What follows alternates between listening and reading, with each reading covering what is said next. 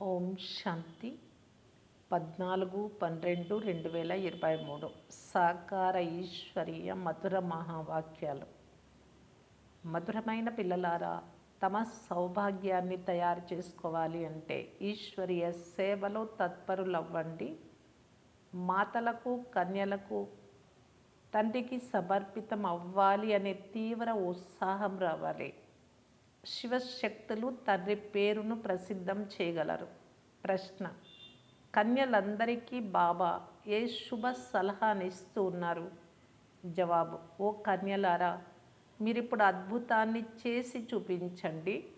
మీరు మమ్మ సమానంగా అవ్వాలి. మీరిప్పుడు ప్రాపంచిక కీర్తి ప్రతిష్టలను వదులుకోండి. నిర్మోహులుగా అవ్వండి.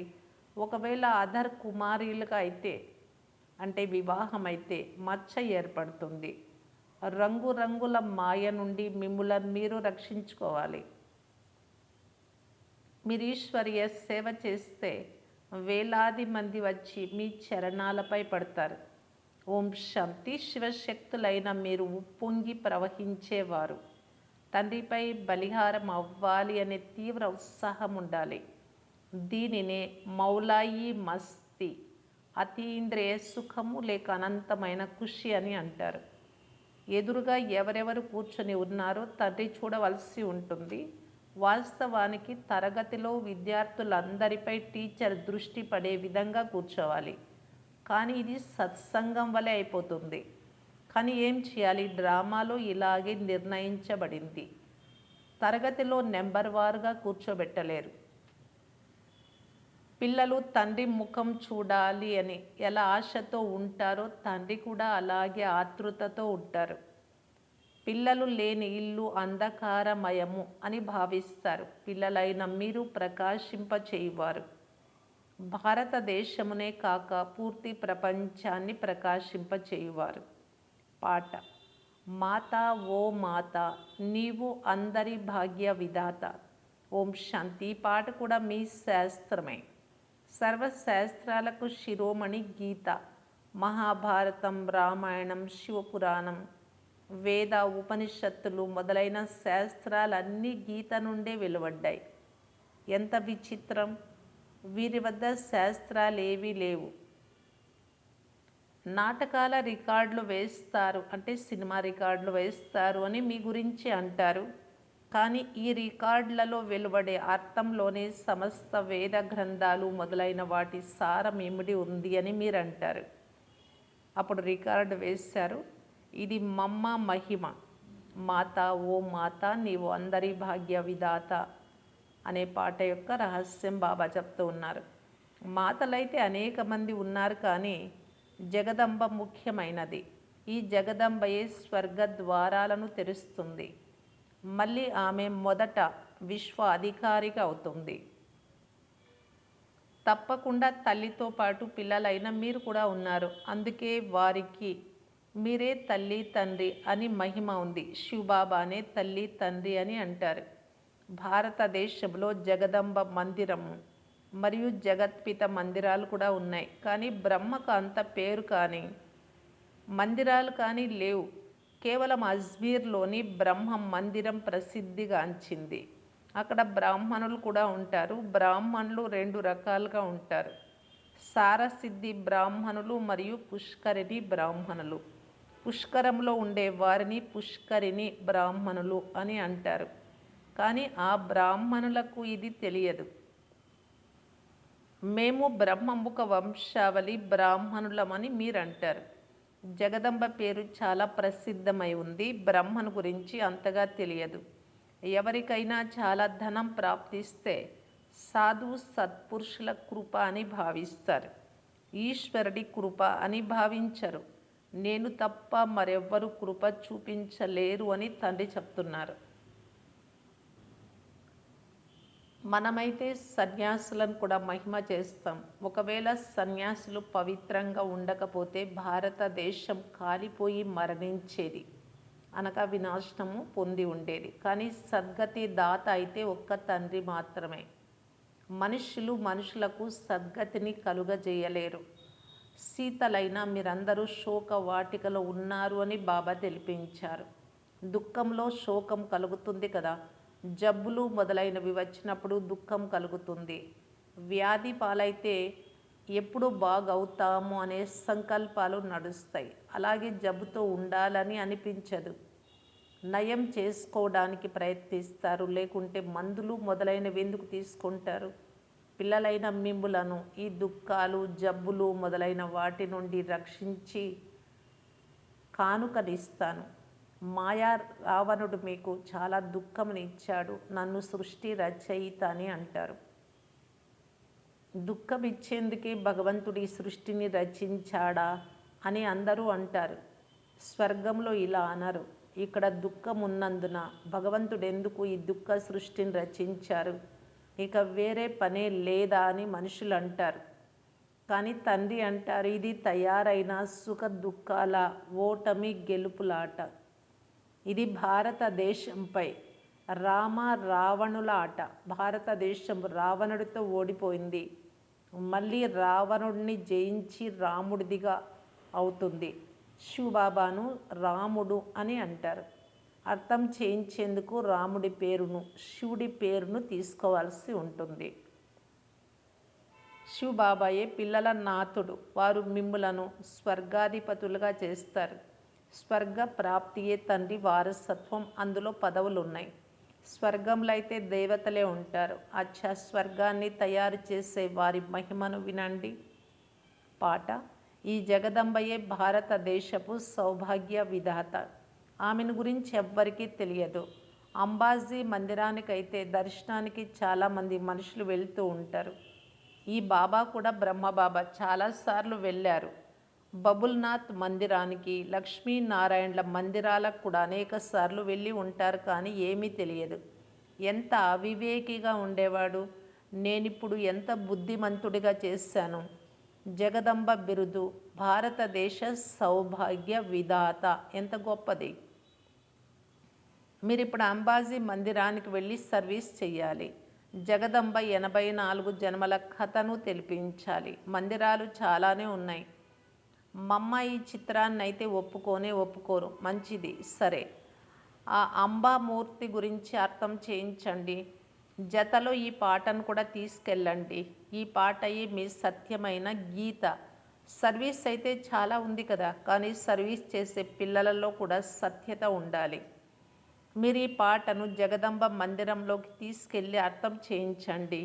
జగదంబ కూడా కన్యయే, బ్రాహ్మణి. జగదంబకి ఇన్ని భుజాలు ఎందుకు చూపించారు? ఎందుకంటే వారికి అనేక మంది సహయోగి పిల్లలున్నారు.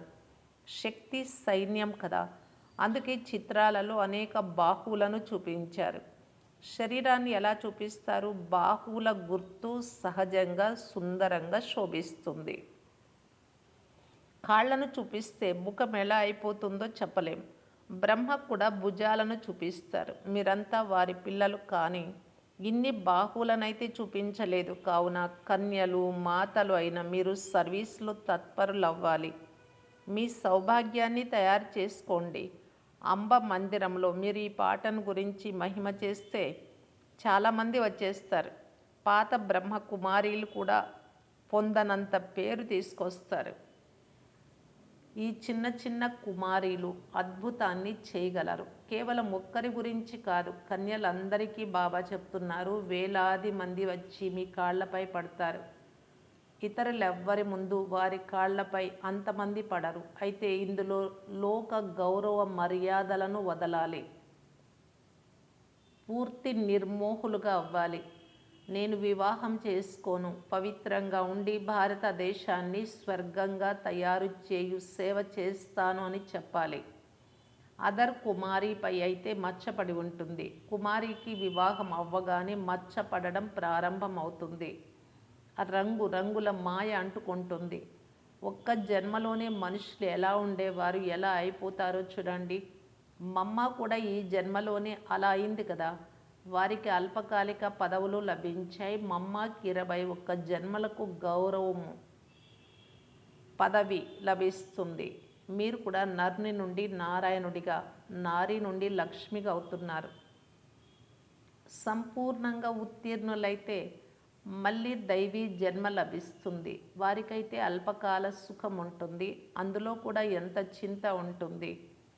మీరైతే గుప్తంగా ఉన్నారు, మీకు బాహ్య ఆడంబరం అవసరం లేదు. వారు వెలుపలికి ఆడంబరం చేస్తారు.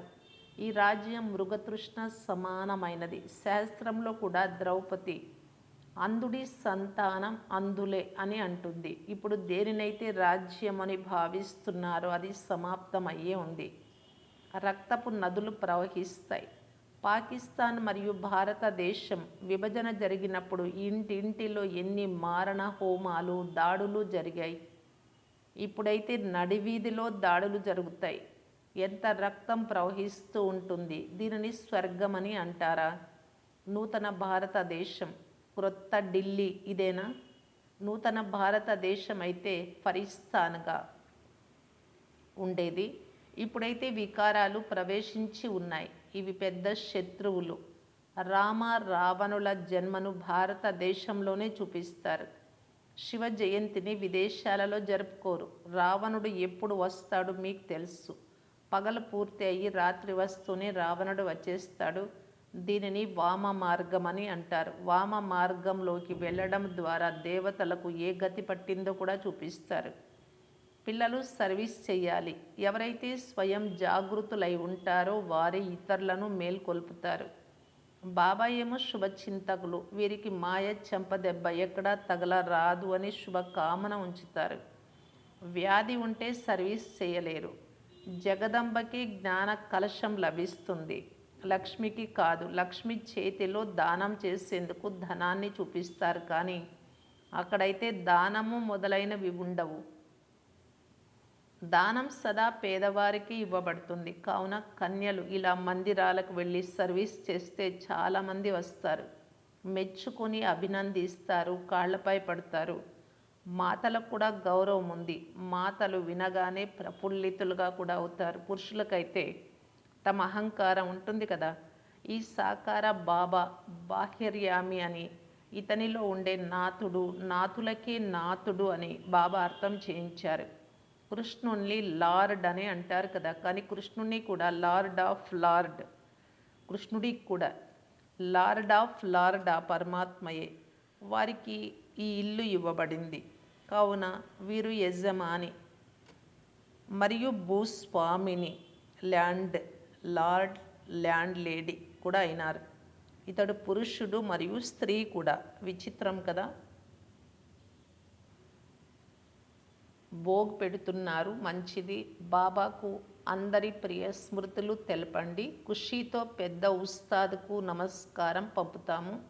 ఇది ఒక ఆచారం. ప్రారంభంలో ఎలాగైతే సాక్షాత్కారాలు జరిగాయో అలా చివరిలో కూడా బాబా చాలా ఆహ్లాదపరుస్తారు.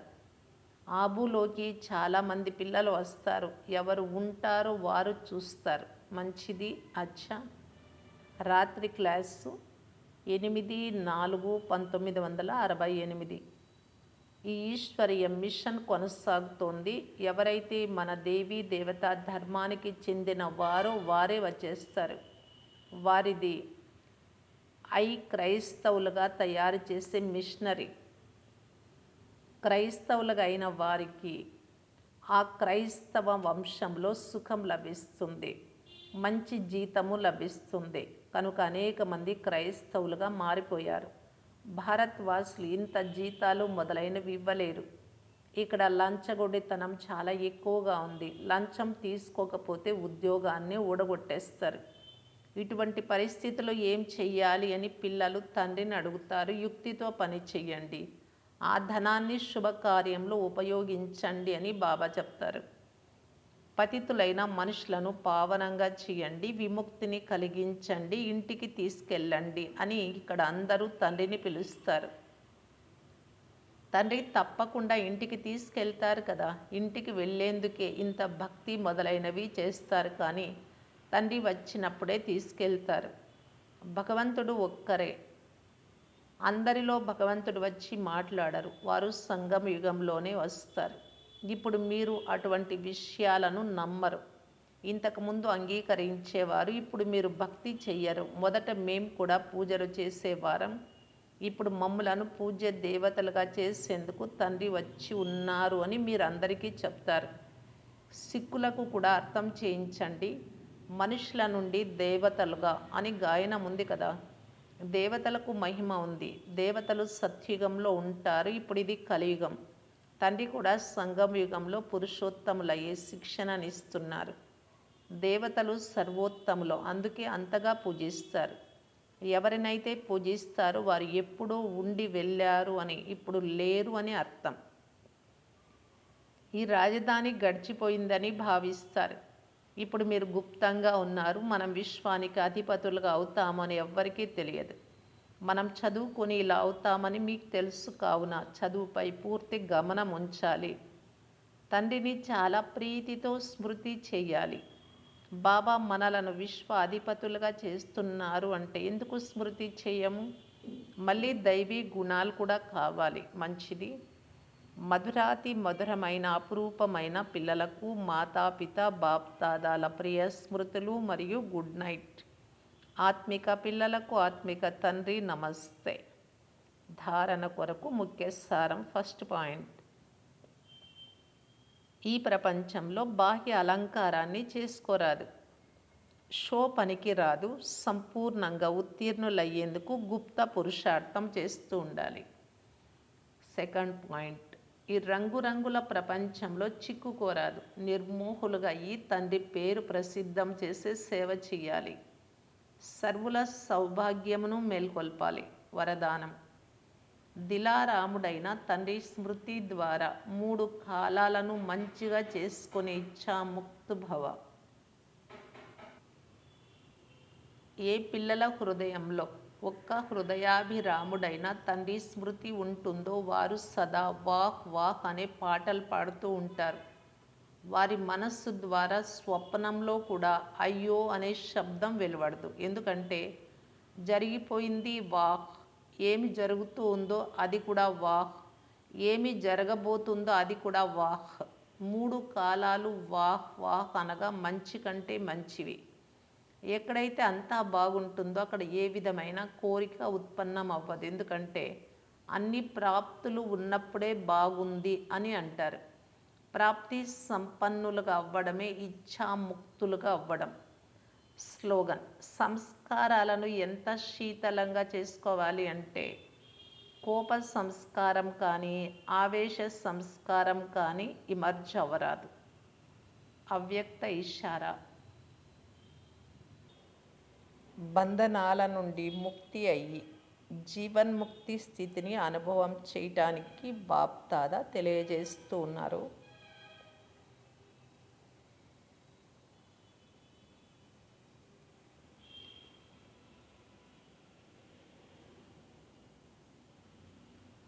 బాబా సమానంగా సంపన్నంగా కావాలి అంటే బాహ్య ముఖత యొక్క బంధనాల నుండి ముక్తి కండి.